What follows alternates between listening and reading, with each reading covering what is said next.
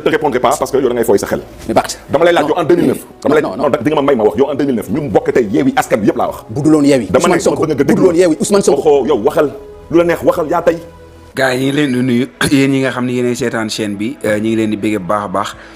Barthélémy Dias moom mi nga xam ne moom moo nekk maire de la ville bu Dakar moom nag moom la ñu invité woon fële ca Faram-Facce mu yëkkatee fa ay kàddu yoo xam ni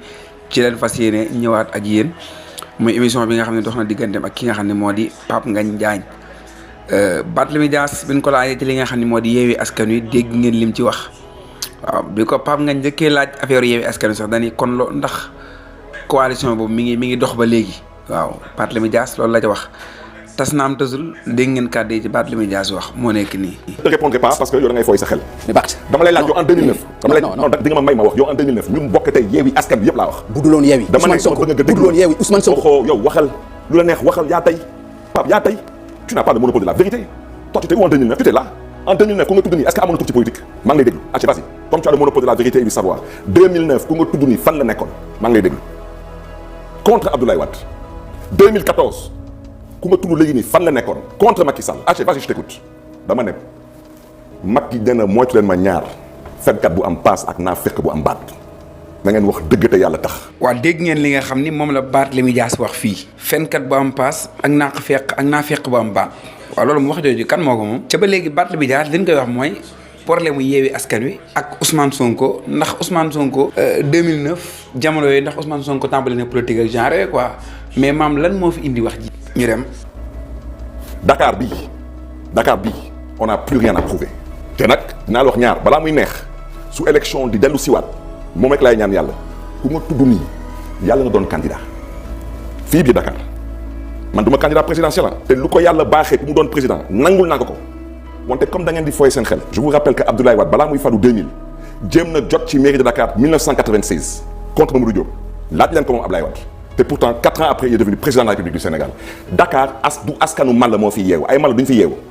ay Dakar waa yu yàlla baaxee xel ñoo fi yeewu am bët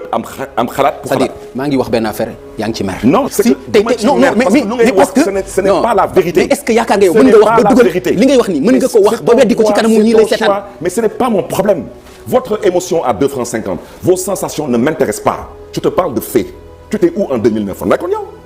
du fi nga nekkoon yow lépp nga fekkee tudd nga fi nit fan la nekkoon 2009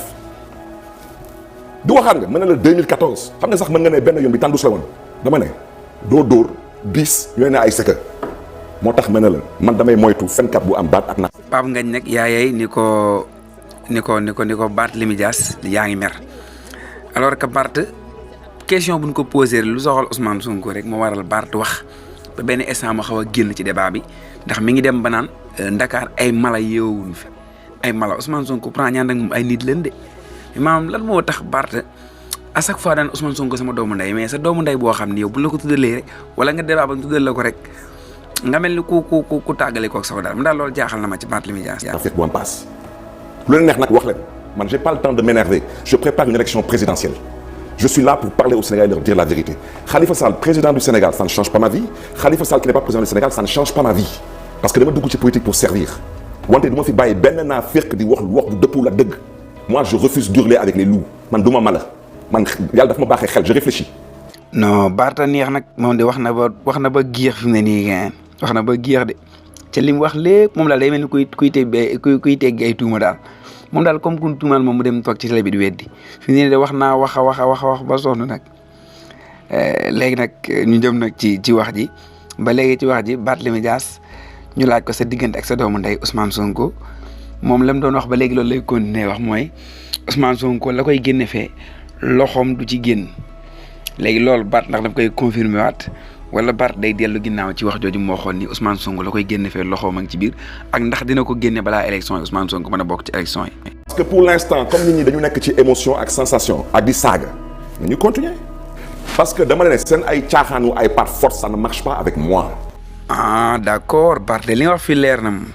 Barth gëmul yoon dafa war a bokk yoon na ko bàyyi mu bokk. ñu teg ko ci yoon pour nga bokk Barth gëmul lool moom li mu gëm mooy maanaam nga dem teg dil dem dialogue ma bàyyi ma bokk man naa bokk rek croiser blanc moom loolu la gëm quoi kon moom li waa Pastef gëm que ni maanaam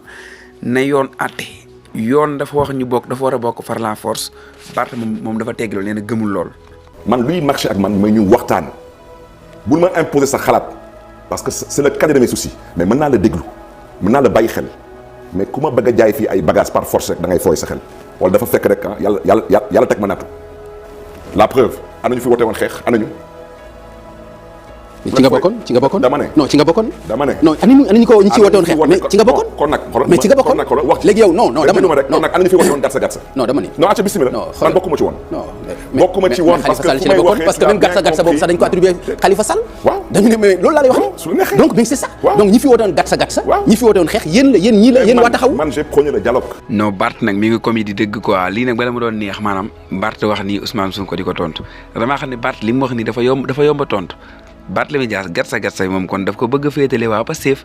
léegi ñoom pourtant Barthélémy Dias bi mu nekk Yewwi ñuy def ay conférence de presse ànd di xeex boobu ñu xeex tey jii gatsa googu muy wax nii gatsa googu peut-être loolu moo tax état bi fexe ba téye Ousmane Sonko mais gatsa googu tey jii Macky Sall bu nee dama def 3e mandat gatsa googu gars yi doon def moo jur Macky Sall ni dama def 3e mandat kon Barth bu taxawee naan ana ña doon woote gatsa fu mu mujjee kon moom jàpp na ni maanaam kon moom seen dialogue bi moo tax Macky Sall moo def 3e mandat déedéet ba Macky Sall askan wi ñoo taxaw ni ko 3e mandat du fi amee ci loolu la sukkandiku xam ni carrément peuple am doy leen ci moom moo tax mu bëgg ñoo imposer ki nga xam ni moo di Amadou Ba moom ku ne xam na ni peuple bi comme ci Macky Sall la doyal mu wax ñu waxi Amadou Ba waaw léegi nag Macky Sall xam na ni moom du bokk nag loolu moo waral mu fexe sàkkal pexe ki nga xam ne moo di Ousmane Sonko ci loolu sukkandiku ba tax mu sàkkal pexe ki nga xam ne moo di Ousmane Sonko waaye Barth ni mu ko bëggee interpréter mooy gatsa bi amul lu mu jur au contraire da leen a lor waaye amul lu mu jur Barth moom noonu la ko interpréter.